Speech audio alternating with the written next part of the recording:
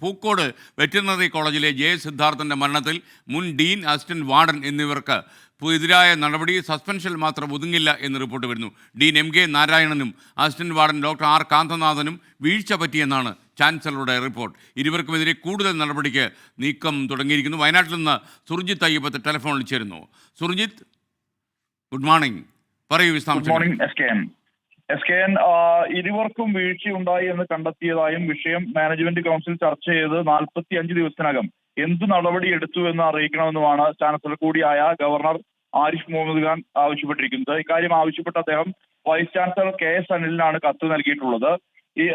ഈ dean MK നാരായണനും assistant warden R കാന്തനാഥനും നിലവിൽ സസ്പെൻഷനിലാണ്.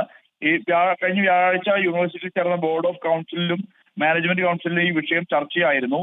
ബോർഡ് ഓഫ് കൗൺസിലിൽ ഇരുവർക്കും മുമ്പ് ചാർജ് മെമ്മോ നൽകിയതിൽ ഹിയറിംഗിന് ശുപാർശ ചെയ്തിട്ടുണ്ട്. അതോടൊപ്പം തന്നെ ഈ വൈസ് ചാൻസലർ KS അനിൽ തന്നെ ഈ വിഷയത്തിൽ ഹിയറിംഗിന് ഇരിക്കാൻ തീരുമാനം ഇന്നലെ ചേർന്ന യോഗത്തിൽ എടുത്തിട്ടുണ്ട്.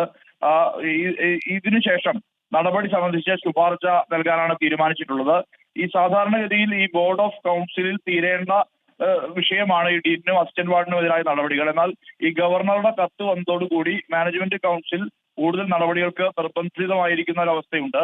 ഈ നടപടികൾ സംബന്ധിച്ച് ശുപാർശയ്ക്കായി 4 അംഗ സമിതിയെ നിയോഗിച്ചതായുള്ള വിവരം കൂടി പുറത്തു വരുന്നുണ്ട്. ഇവർ 40 ദിവസത്തിനുള്ളിൽ തീരുമാനം അറിയിക്കണമെന്നുള്ളതാണ് നിർദ്ദേശം. ഇതിനൊപ്പം ഈ ഹിയറിംഗ് നടപടികളും പൂർത്തിയാകുമെന്നാണ് കരുതുന്നത്. പിന്നീട് ബോർഡ് ഓഫ് കൗൺസിൽ കൂടി ചേർന്നായിരിക്കും ഇക്കാര്യത്തിൽ അന്തിമ തീരുമാനം എടുക്കുക.